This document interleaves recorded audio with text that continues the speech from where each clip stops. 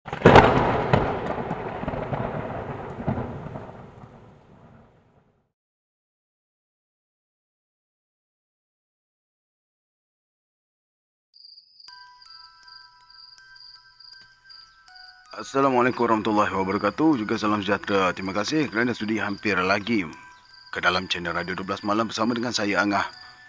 Baik, kali ini kita akan terus sambung ke ruangan Himpunan Kisah Mistik Penunggu Tasik, episod yang seterusnya. Baik, kita tak nak ngoceh terlalu lama. Kita akan teruskan. Raja Zairi terasa tubuhnya bagai ditarik ke permukaan dengan pantas. Dia tidak tahu apa yang berlaku. Dia tidak mampu berfikir. Mindanya terasa kosong.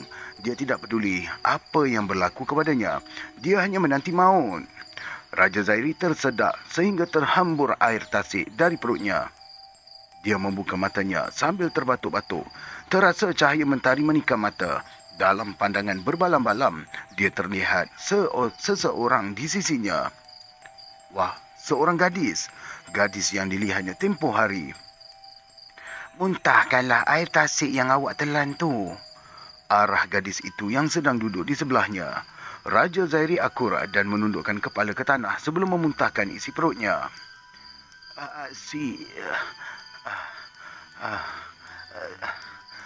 Siapa awak? Tanya Raja Zairi sebaik saja dia kembali pulih. Macam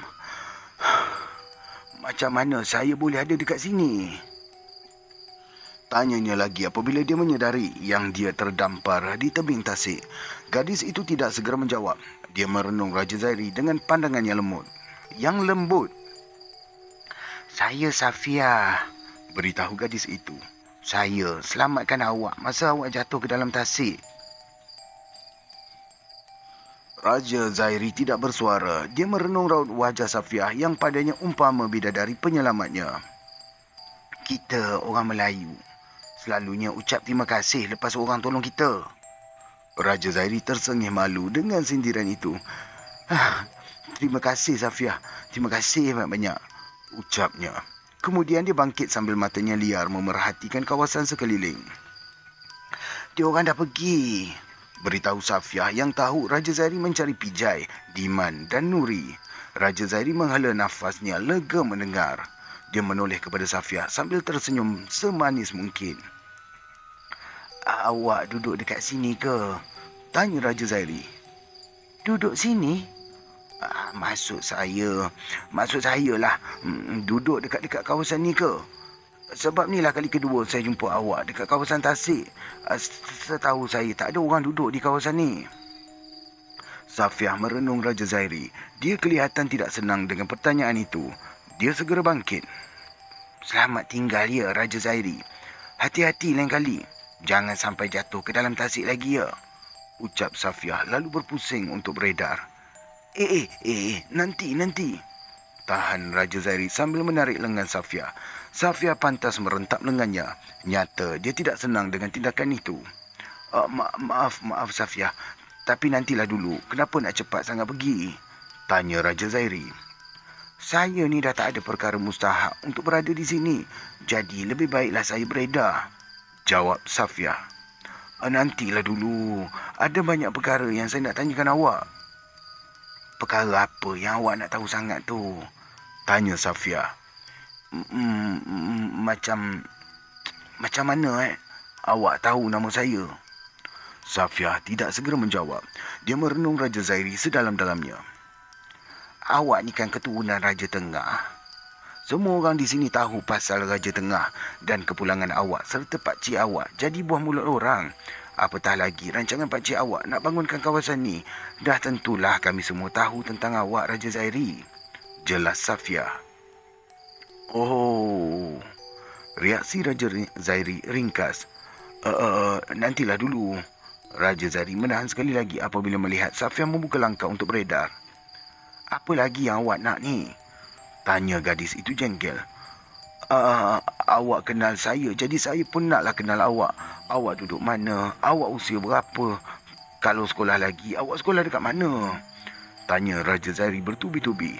Berkerut dahi Safiah dengan sikap Raja Zairi sebelum dia tertawa kecil. Safia meneruskan langkahnya meninggalkan Raja Zairi yang kecewa kerana tidak dilayan.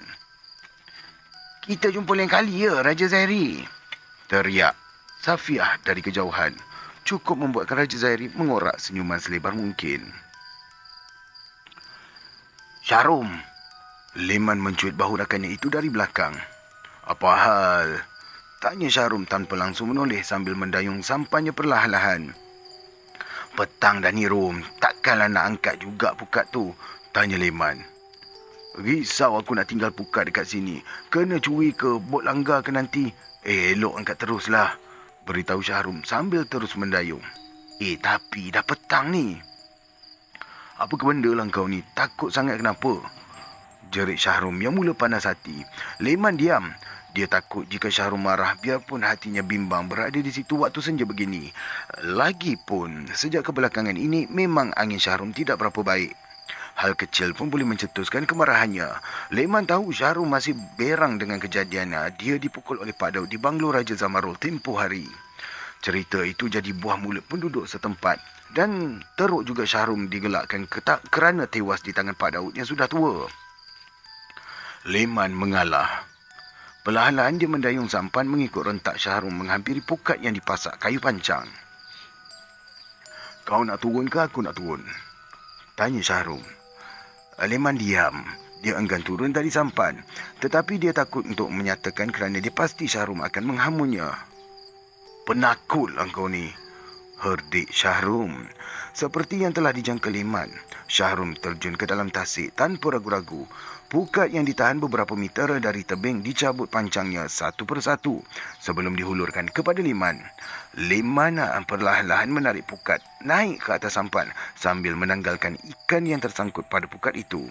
Syahrum semakin jauh dari sampan, berenang perlahan-lahan mencabut pancang-pancang yang lain pula. Dia mahu segera selesai mengangkat pukatnya kerana hari semakin gelap. Tanpa memberitahu Leman, dia juga sebenarnya bimbang untuk berada di tasik ini jikalau hari sudah gelap. Sedang Syahrum mencabut kayu pancang yang paling hujung, dia terlihat sesuatu yang mencurigakan kira-kira 10 meter dari Ya Allah, dia datang dah. Minta maaf ya. Dia terlihat sesuatu yang mencurigakan kira-kira 10 meter darinya. Sesuatu yang kelihatan gelap di permukaan tasik. Anehnya, ia tetap di situ, tidak bergerak. Jantungnya berdegup kencang.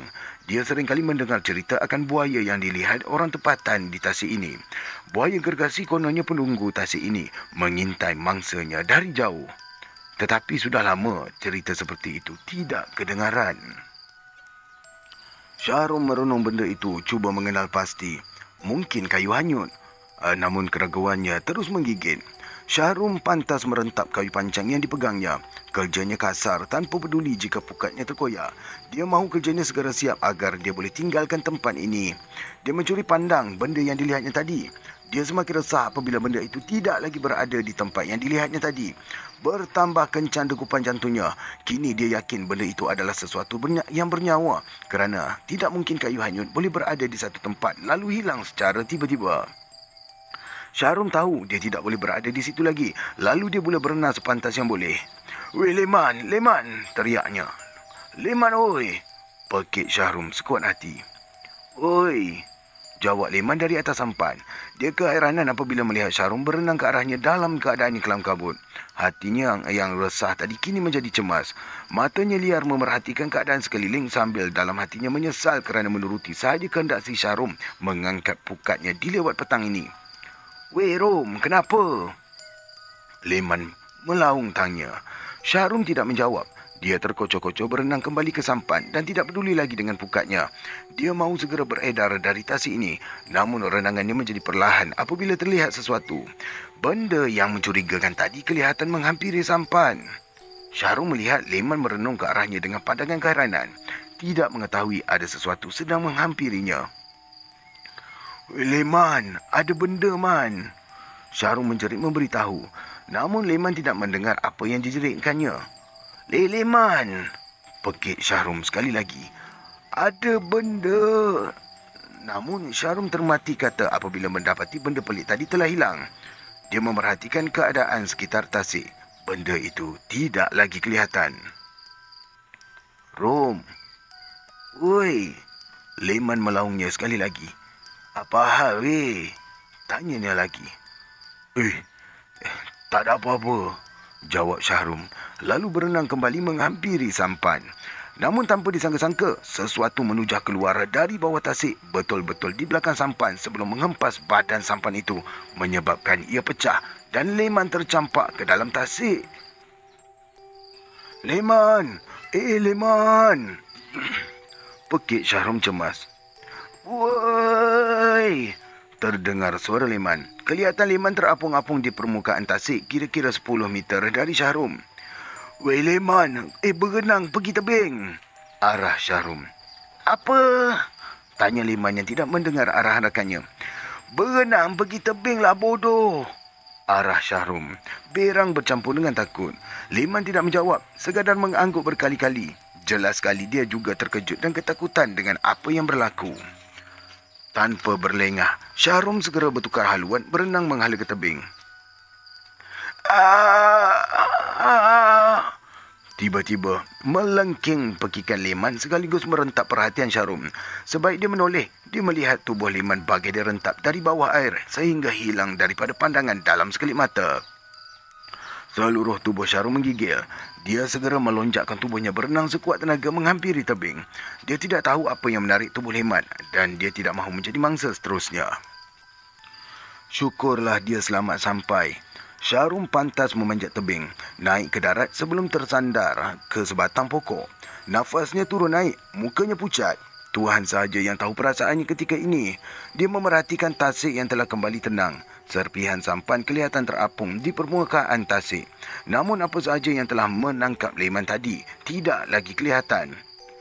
Perlahan-lahan Syahrum bangkit. Dia mahu segera beredar dari situ. Tiba-tiba terdengar bunyi menderam. Menggigil seluruh tubuh Syahrum apabila melihat seekor buaya yang amat besar berada di tebing tasik. Air mata mengalir di pipinya dek ketakutan yang teramat sangat. Dia menguatkan semangat dan mengumpulkan kekuatan sebelum berlari meninggalkan tempat itu. Namun, deraman buaya itu jelas kedengaran meruntuhkan sebarang keberanian yang masih bersisa dalam jiwanya. Dan dalam sekali mata dia terasa tubuhnya disambar dan dilambung.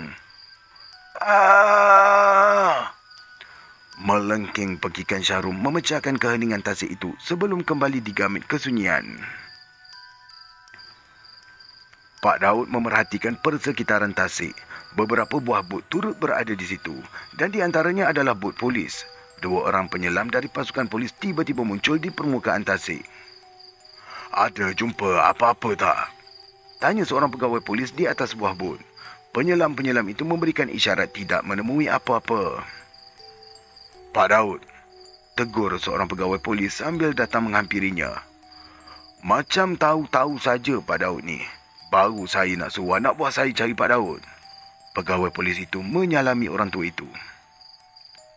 Saya dengar ceritalah ada 2 orang pemuda kampung hilang di tasik ni. Jadi saya datanglah jenguk, beritahu Pak Daud. Baguslah Pak Daud datang ni. Saya nak minta Pak Daud tolong sekali carikan dia orang. Sebab dah lama sangat dah ni kami mencuba. Tapi tak jumpa-jumpa pun mayat dia orang ni. Pinta pegawai polis itu. Cari apa tuan? Dah mati di bahan budak 2 ekor tu. Bersahaja Pak Daud menjawab. Pegawai polis itu terperanjat mendengar kata-kata Pak Daud. Baham? Baham apa Pak Daud?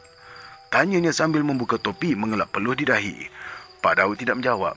Dia tahu pegawai polis itu sudah boleh meneka. Cuma dia mahukan pengesahan daripadanya. Buaya? Telah pegawai polis itu. Si bodoh berdua tu dah dipesan. Jangan main-main di tasik ni bila hari gelap. Tapi degil, gerutu Pak Daud kesal sambil melempar pandangan ke tengah tasik. Pak Daud kata buaya baham si Syahrum dengan si Leman. Tapi pegawai polis itu kelihatan ragu-ragu. Buaya di tasik ini adalah sesuatu yang amat mustahil. Dia orang tu lemah sajalah Pak Daud. Telah pegawai polis itu. Lemah apanya? Si Syahrum dengan si Leman tu pandai berenang. Lagipun bukan dalam sangat pun tempat ni. Tebing tu cuma sepalung 2 je dari sini. Saya silap baca. tebing tu cuma sepelaung 2 je dari sini. Lainlah kalau kat tengah-tengah tasik tu. Tegas Pak Daud.